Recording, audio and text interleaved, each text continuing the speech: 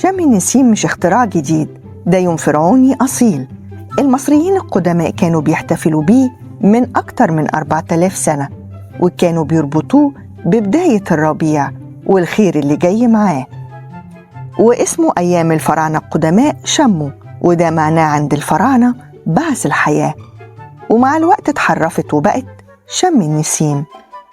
وطبعا لازم نتكلم على الطقوس والعادات.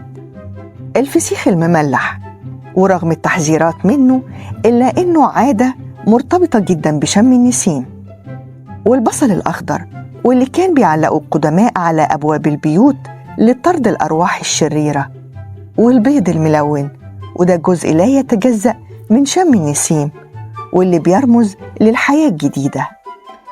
المصريين القدماء كانوا بيخرجوا للنيل وللجناين للاحتفال بشم النسيم، ولسه المصريين مكملين في نفس العادات والتقاليد. كل سنة وانتم طيبين، وعيد ربيع سعيد عليكم.